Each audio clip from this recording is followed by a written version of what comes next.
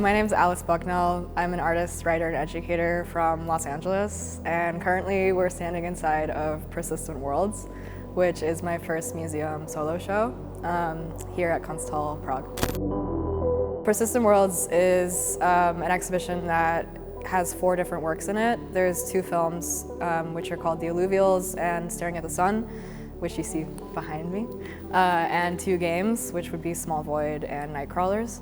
So the works have all been made in the last 2 years, and they've all been made using game engine technologies, but also bringing in elements of speculative fiction and like non-human storytelling to create these worlds that kind of hinge between the present, the future, the familiar, the unfamiliar, the human and non-human.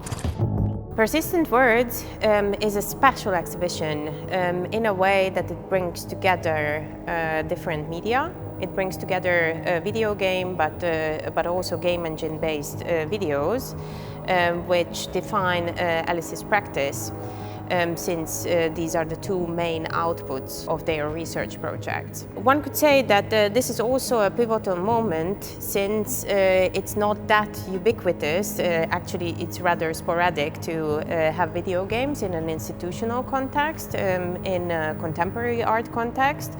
But here they are part of a solo show that narrates work of a very prolific artist who created all these 4 works throughout the last 2 years.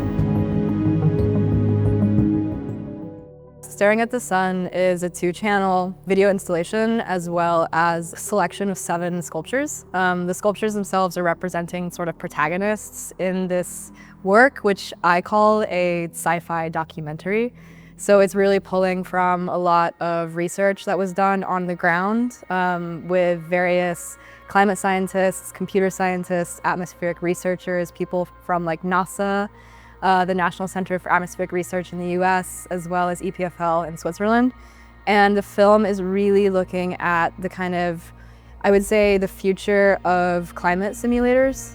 So it's looking at the technologies that are being used right now to create these like almost 2-scale models of the Earth and then run all of these climate simulations in order to basically forecast potential best case, worst case climate scenarios. Actually, both of the games in Persistent Worlds are 2-player games. For me, like, I really like this idea of basically when you are spawned inside of a video game, you have this agency, right? Like, you have this capacity to move around the world, but also it requires you to sort of make decisions and make choices. And I would say that thinking about like cooperative survival strategies and like multi-species intelligence, like all these topics that I'm really interested in, for me the idea that like in a game you can only really play with someone else, like there's no play in a vacuum, you know, there's no playing alone. So I would say that that really speaks to like that kind of structure of both of the games being 2-player. Really feels like a core component of like both the subject matter, you know, like one of them is a pollination simulator and one is like a queer dating sim inside of a black hole. So yeah, it's pretty necessary, I think, for them to be like 2-player mode.